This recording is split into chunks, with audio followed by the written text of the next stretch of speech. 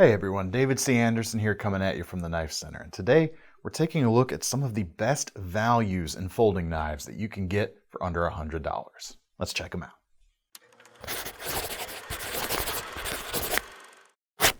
So when we talk about some of these things as having the best value, we don't necessarily mean like the best cheapest knives or the best least expensive knives out there. But these are things that even amongst the kind of the competition in their price ranges have just a little something extra that makes them more, makes them a little more special. Could be the construction, the fit and finish, the materials, any number of things. But they've got to have something that elevates them from their peers. In a way, this video was kind of inspired by this particular knife, the Kershaw Bareknuckle, which comes in about 77 bucks. It's made in America, but it feels like a knife that should cost a lot more than that $77 price point.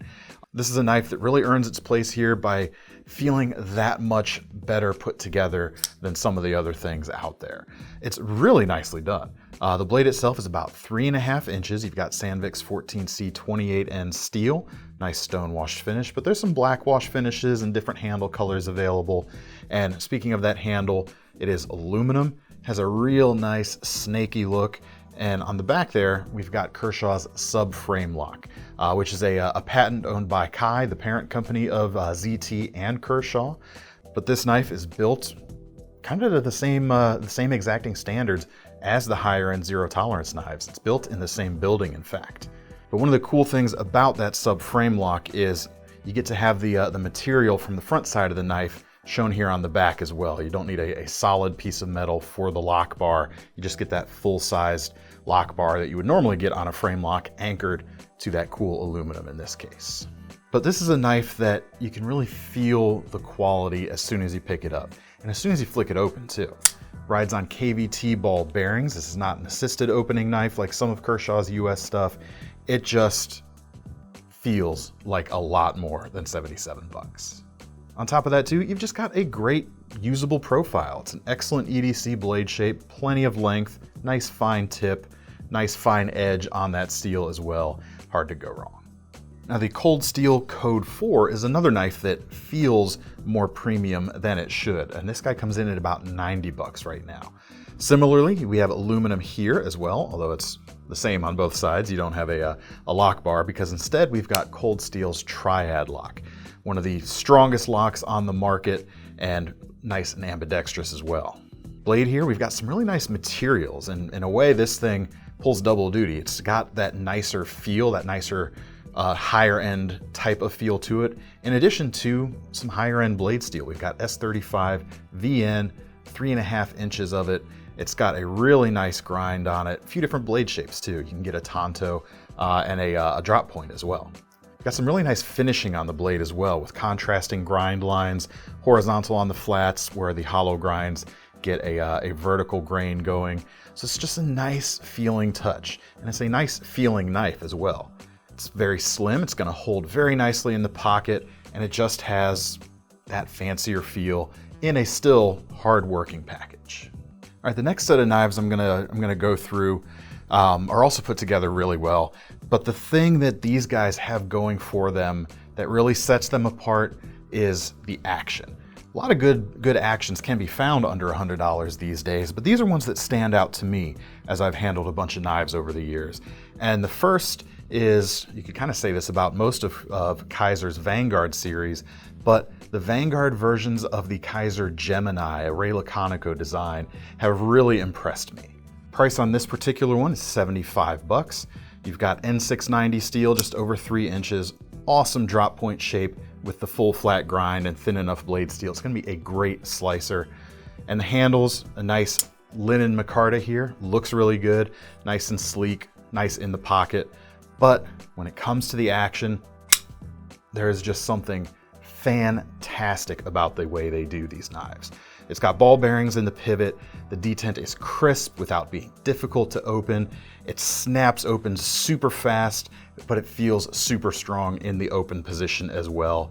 And especially on a knife like the Gemini, really, really fantastic design that is a really good standout for EDC uses with that awesome action on top. It's just really nice. Next up is the CJRB Ria, which there's a range of these. Prices on them start a little over $30 for the least expensive versions, or you can jump up and get this KnifeCenter exclusive version, this particular one coming with marbled carbon fiber handles and a powder metallurgy blade. This is an AR RPM 9 steel, and this guy comes in about 75 bucks. So broad range of prices, down from the lesser expensive versions with some cheaper steel and G10 up to the fancier, even more gentlemanly versions. All of them are going to be a really nice value, because on these guys, it's a thumb stud action with ball bearings in the pivot, but this is one of those that has a pop like very little else when it comes to thumb stud action knives especially. It's got an almost assisted quality to the way it flies open. You've also got kind of these cool modern materials and modern action on very classic looking pattern here. It almost looks like a slip joint, but of course you got that nice liner lock to hold things secure as well.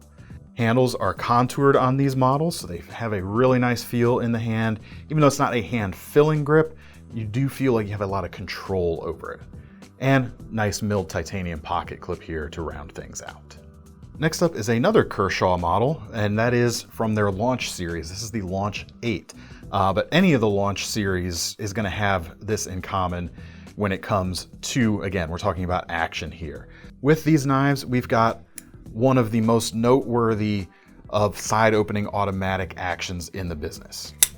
Wouldn't say it's the best. I think there are some ones that are better out there, but nothing that can approach the action you get on these, especially at the price. This guy comes in just under $100. There are several launch models that come in under that $100 mark, and they all have just that fantastic action.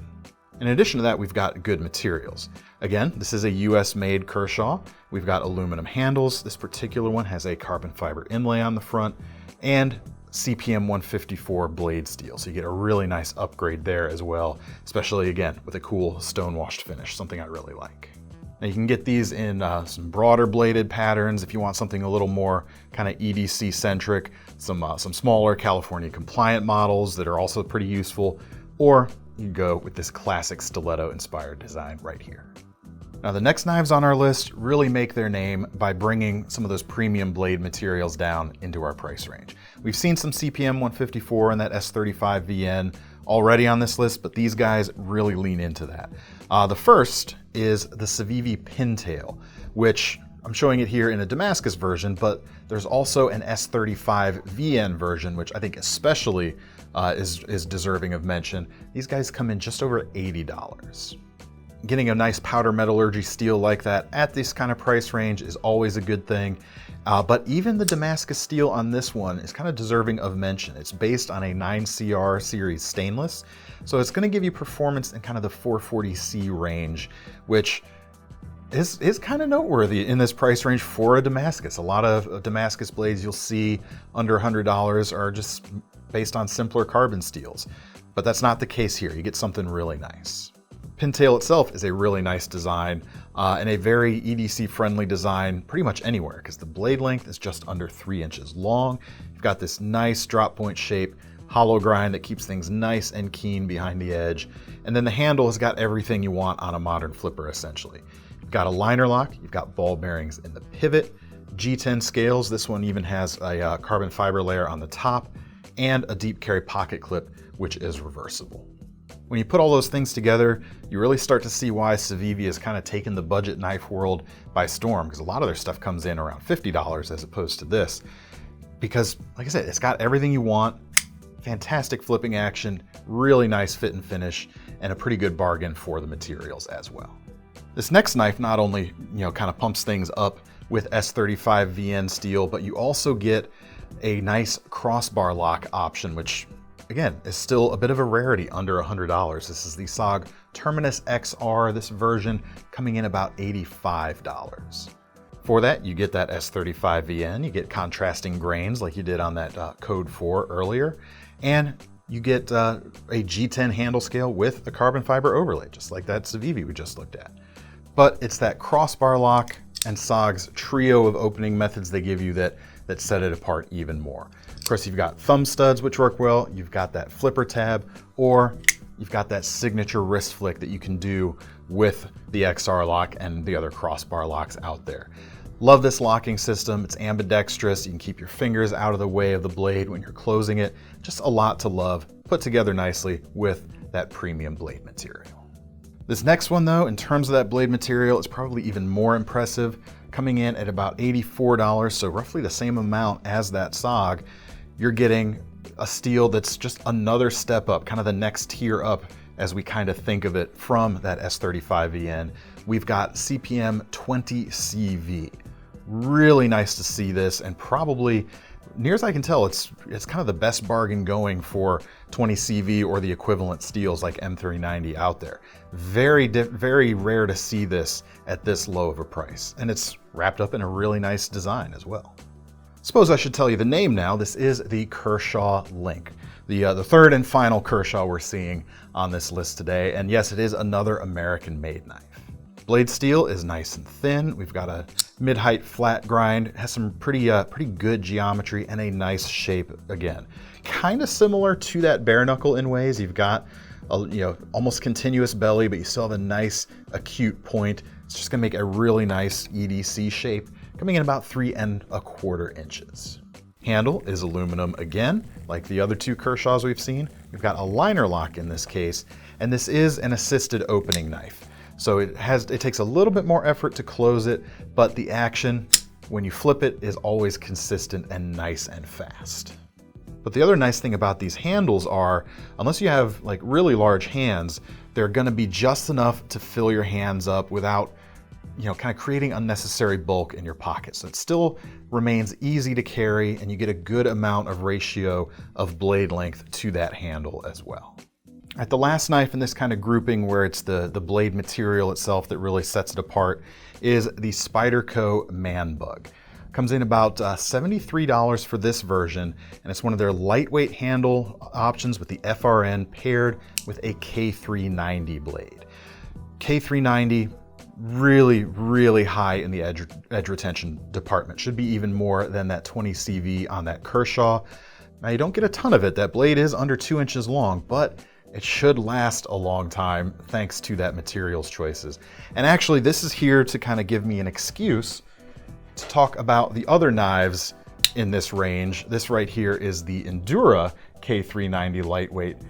Comes in over $100, however. This one's about 133, but I still wanted to mention it, and since I was able to kind of sneak it in there with that Man Bug, this is kind of the definition of value to me. You're paying for so much performance with these. You might not be paying for a premium handle in this case. It's going towards that nice high edge retention on that steel. And when it comes to amount of edge retention per dollar out there, I don't think it's going to get much better than this, at least at this point in time.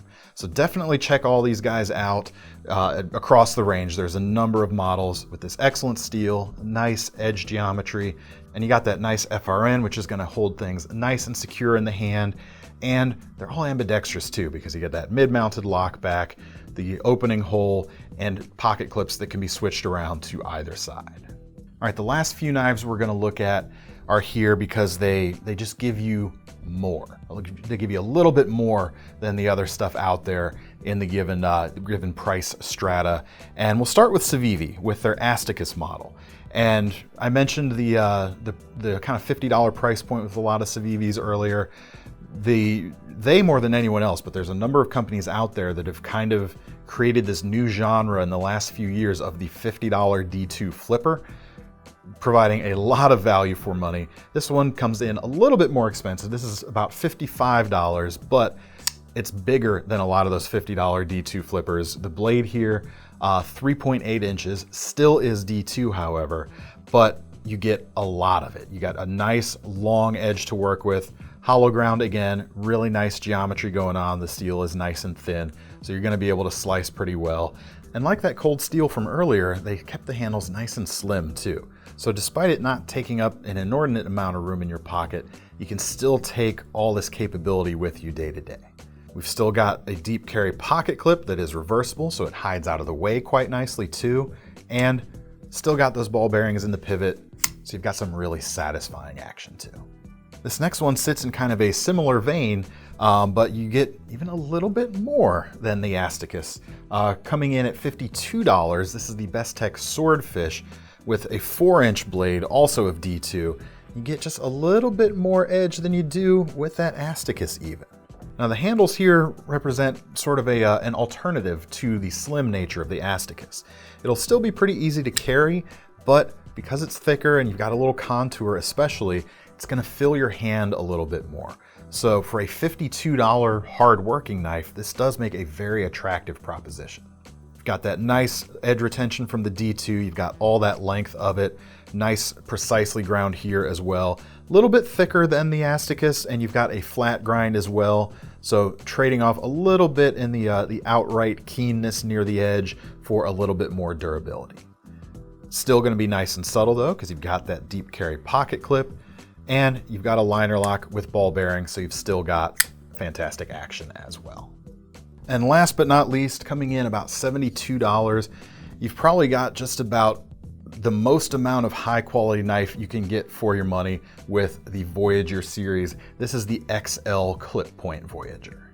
Blade is an impressive 5.5 inches here. We've got AUS 10, good solid stainless steel. It's not gonna match the edge retention of like the S35s and stuff like that, but it is going to work very well. It's pretty decently tough for a knife this size. It's not, again, gonna match the toughest things out there, but it sits at a really nice cross section of not just the qualities of the steel, but that price range too.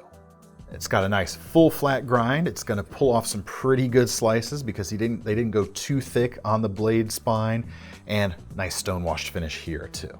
There's plenty of handle length, a few hand positions in fact. You've got your standard grip here behind the finger guard. You could choke up to get finer control over the edge. You could even choke back for a little more reach. Not really so much chopping. There's not, you know, the weight or the strength here really to do it, but you've got more reach for certain things, and you got that triad lock again. It's housed here in a injection molded handle to keep the price down to where it is, but in terms of outright capability, for that $72 price point, I don't think you can do much better for under 100 bucks. Well, that's all I've got to show you today, but I want to hear from you guys too. What are, especially under the $100 mark, what are the knives out there that you consider to be or offer the best value these days? It's a bit of an amorphous concept, but you kind of heard my thoughts on what that entails, what makes something a good value. So let me know what you guys think. If you want to get your hands on any of these knives, we will leave links in the description as always to take you over to KnifeCenter.com. Make sure you sign up for our Knife Rewards program too. Details are up there in the top right corner of the website, but you'll essentially earn some free money to spend on your next knife when you put your money down on one of these knives today. I'm David C. Anderson from the Knife Center signing off. See you next time.